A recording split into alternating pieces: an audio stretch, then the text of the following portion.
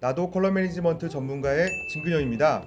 여러분들께서 컬러 매니지먼트 관련된 정보를 인터넷과 책을 통해서 많이 접하시죠? 오늘 전문가 두 분을 모시고 컬러 매니지먼트 이야기를 하고자 합니다. 사진가 김정대 선생님과 당근조 실험실의 조재만 부장님 모셨습니다. 안녕하세요. 안녕하세요. 네, 안녕하세요. 자, 먼저 우리 시청자분들께 간단하게 한번 인사 부탁드릴게요. 먼저 예.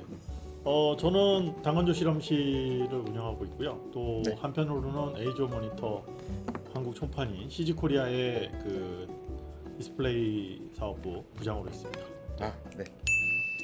네, 안녕하세요. 저는 사진가이고 사진을 가르치는 교육자입니다. 특히 프로사진협회 쪽에 교육을 담당을 하고 있습니다. 반갑습니다. 이야기를 시작하기 전에 네. 우리가 모인 게 그 정확한 컬러를 유지하고 또는 확보하기 위한 주제를 가지고 우리가 모였잖아요. 그래서 제가 볼 때는 사진의 워크플로어에서 왜 정확한 색상이 필요한지 먼저 그 부분부터 우리가 한번 이야기를 나눠야 될 것 같아요. 시장님께서는 어떤 생각을 갖고 계세요? 네, 상당히 주관적인 부분인데 네. 정확한 컬러를 처음부터 끝까지 프린팅까지 유지를 한다는 거는 어떤 차트나 데이터적으로 뭐를 만들 때는 그게 필요하지만 실질적으로 사진이라는 게 자신의 감정을 담는 거기 때문에 네, 감정을. 정확한 컬러에 대해서 구분할 필요는 있다고 생각을 해요. 그런데 처음부터 이제 촬영할 때부터 색이 틀어진 상태로 촬영을 하게 되면 나중에 후반 작업이나 최종 프린터까지 영향을 미치기 때문에 그 일관성은 어느 정도 유지는 하고 알고는 있어야죠. 네.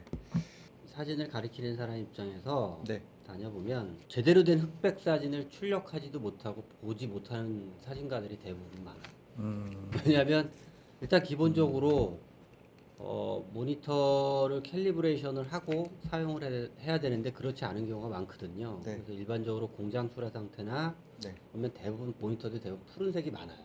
그렇겠죠. 그러니까 오리지널 정말 흑백으로 제대로 된 프린팅 된 거를 보여주면 네. 그분들은 대부분 누렇다 그래요. 파란 거에 익숙해져 있기 때문에. 그렇죠. 네, 맞습니다. 네. 네. 저는 뭐 제가 아는 친구나 우리 시골 고향에 가서 집에 가서 이제 TV를 보면 엄청 파래요. 네. 네, 그 트레이닝 된 게 되게 중요해요. 그래서 그 정확한 컬러의 유지는 거기서 모니터에서 가장 중요하다고 생각을 합니다. 궁금한 게 생겼는데 모니터와 갖는 사진에서 모니터와 갖는 의미가 어떤 게 있을까요? 일단 조금 더 그 전에 먼저 네. 좀 이야기를 좀 해봐야 될 거는 네. 그런 것 같아요. 이 사진이라는 거에서 정확한 컬러나 이런 것들이 계속 문제가 되고 우리가 네. 거기에 대해서 궁금해하는 이유는 네. 결론적으로 사진가가 촬영을 할 때의 의도는 자기가 본 색깔과 자기가 본 감정을 모니터로도 보고 싶고 프린터로도 보고 싶은 건데 그거를 컨트롤할 수 있는 방법이 내 맘대로 안 되니까 네. 어떻게 하면 그걸 좀 더 정확하게 컨트롤할 수 있을까에 대한 네. 문제인 거거든요. 네. 색깔이 똑같냐 다르냐는 중요하지 않고 네. 중요한 거는 내가 어떤 색깔을 담을 거고 그 색깔을 어떻게 표현할 것이냐 네. 여기가 이제 포인트가 돼야 된다고 생각을 하는데요. 네.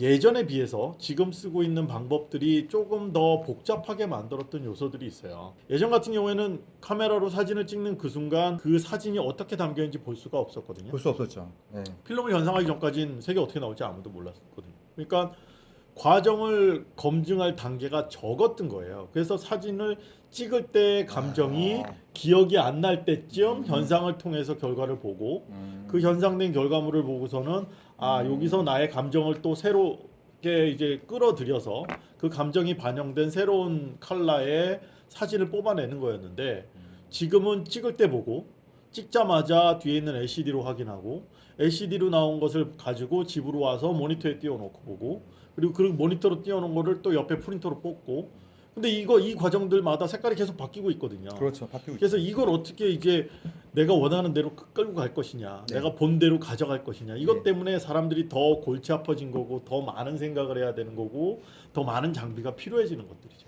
그렇죠. 그런 이유 때문에 과거 필름 사진일 때는 사진가가 사진을 인화를 해야만 그 내가 기억한 것과 그다음에 인화된 사진을 비교하고 이야기할 수 있었지만 지금은 찍는 순간부터 찍자마자 바로 한 1초도 안 돼서 그 사진을 계속 확인할 수 있으니 그 색상이 계속 달라지는 불편함이 있었던 거죠.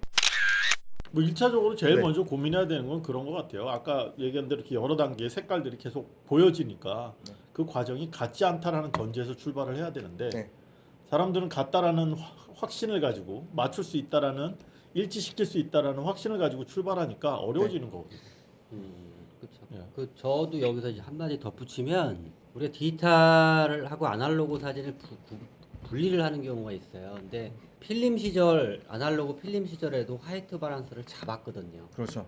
네, 그 색온도 필터가 있었고 색 보정 CC 필터가 있었고 그리고 이제 슬라이드를 찍었으면 그거를 어떤 뷰잉 부스에 보잖아요. 그거를 정확히 보는 그 광원이 따로 5000K짜리가 따로 있었다고요. 그리고 그거를 나중에 인화를 할 때 암실에서 거기서 이제 CMYK를 건드려서 인화를 했는데 그게 이제 디지털이 되면서 좀 더 디테일하게 정확하게 할 수 있게 돼 있는 거지. 화이트 바란스의 개념이라든가 지금 우리가 정확한 광원에서 사진을 보고 뭐 하는 것들이 과거에도 똑같이 있었던 거죠. 장비만 바뀌었을 뿐이지 그 개념은 똑같다고 이야기를 하고 싶어요. 더 든다면. 네. 그러면 우리 첫 번째 단계인 촬영 부분에서 정확한 컬러로 촬영을 하기 위한 여러 가지 방법들이 있거든요. 저는 사진을 전공하지 않았습니다. 굉장히 이 초보자 수준이다 보니까 저는 정확한 사진으로 촬영을 하기 위한 저만의 노력이 있어요. 우선은 카메라를 이렇게 구입하잖아요. 구입을 하면 사용 설명서를 시험 보는 것처럼 막 봅니다. 그 다음에 두 번째로 하는 게 제조사에서 진행하는 그 아카데미에 갑니다. 이제 저는 그렇게 해서 굉장히 그 초보적인 수준에서 정확한 색상을 확보하려고 노력을 했습니다. 그 또 다른 방법이 있을까요? 우리 그 시청자들께 알려드릴 수 있는? 프로 사진가도 그렇고 아마추어 사진가들도 그렇고 네. 일단 자기가 정확한 컬러나 그런 데이터를 얻기 위해서 가장 실수하는 게 JPG를 찍는다는 거죠. 아, JPG. 네, 그래서 네. 일단 무조건 로우로 촬영을 하기를 바라고 여기서 하나 덧붙이면 이제 로우 플러스 JPG로 찍어야지 로우가 찍히는 줄 아시는 분들도 간혹 계시던데 네. 그거는 상관이 없고 네. 일단 무조건 로우로 찍으시고 네. 그 다음에 화이트 바란스를 오토로 찍으면 안 돼요. 아, 화이트 밸런스는 오토로 네, 찍으면 안 된다. 이거는 뭐 그게 좋다라면 그렇게 쓰라고 하고 싶지만은 네. 우리가 같은 장면을 여러 컷을 찍잖아요. 네. 그러면 그게 각도나 구도나 또 그런 뒤에 있는 배경 색이 바뀔 때마다 컬러는 계속 오토 화이트 바란스는 바뀌거든요. 네. 그러니까 한 가지로 해서 네. 하나의 사진을 정확히 컬러를 잡고 나머지 사진 같은 상황에서 찍은 상황 걸 일괄 적용한다면 사진을 고르는 게 가장 좋은 답이거든요. 네. 그래서 그럴 때는 이제 어떤 화이트 포인트를 찍는 지점이 있을 거 아닙니까? 네. 그걸 어떤 사람들은 인물 찍는 어떤 분들은 이빨을 찍는 사람들도 있고 아, 상대방이 그래요? 흰 동자를 찍어서 맞추는 사람들이 있는데 그것 좀 올바른 방법은 아니에요. 치아 색깔 다 다르고 그렇겠죠. 눈동자 색깔 다 다르기 때문에 네. 어떤 이런 자기가 기준으로 삼을 수 있는 이런 그레이가 하나가 있으면 제일 좋죠. 네. 여기에 스토이드를 찍으면 포인트도 나오고 그래서 저 같은 경우는 저는 이제 늘 갖고 다니는 카메라는 소니를 갖고 다니는데 작아서 네. 그럼 실장님만의 노하우가 지금 네. 하나 공개되고 있습니다. 사실 네. 뭐 이게 카드도 있잖아요. 이렇게 작은 거 이런 거를 갖고 다니면 사실 변색도 되고 이게 망가져요. 그렇죠? 비 맞으면. 네. 그래서 저는 여기다 이렇게 붙여서 다녀요. 아, 이게 18% 그레이거든요. 네. 네, 이거는 비닐로 만든 거고. 네. 그래서 정말 이 상황은 애매한 컬러이기 때문에 내가 나중에 어떤 포인트 지점을 찾아야 된다면 이거를 빼서 이걸 하나 찍죠. 정확한 노출을 잡고 그리고 나중에 그걸 기준으로 컬러 값을 보죠. 애매할 때. 그러시군요. 네, 그게 저게 이제 기준점을 잡는 과정인 거죠. 예. 중요한 포인트가 여기서 나온 게 기준점을 잡는 게 결국엔 중요한 포인트가 되는 거예요. 카메라가 너무 좋아져서 사진을 찍는 과정에서 변수는 그렇게 크진 않아요. 노출, 뭐 포커스, 화이트 밸런스도 요즘에야 이제 조정이 가능해진 거지. 옛날 같으면 필름을 선택하는 그 순간 필름이 가지고 있는 특성에 따라서 색깔에 대한 베이스 포인트는 정해지는 거였거든요. 근데 이제는 이제 카메라가 디지털적으로 컨트롤할 수 있는 게 많아지니까 그 많은 것들을 사용자가 이해하기 힘들다라는 전제에서 제조회사들이 카메라에다 그 기능들을 녹여놓은 거거든요. 그래서 그렇죠. 카메라가 네. 좋으면 좋을수록 결과물이 좋다라고 사람들이 확신을 하고 있는 거예요.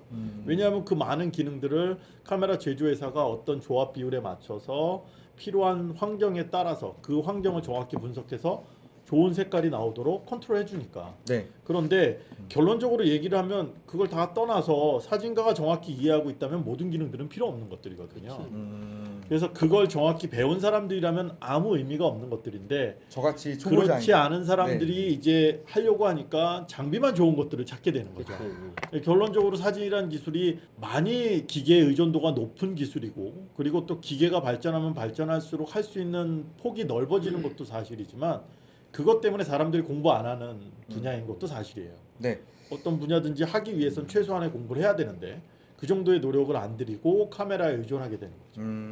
그래서 예. 그런 요소들 때문에 아까 말씀하신 뭐 JPG에 대한 부분 이런 것들은 기본적인 원리에 대한 부분이거든요. JPG는 원래 포맷이 만들어질 때부터 이미지 손실에 대한 걸 고려하지 않았고 네.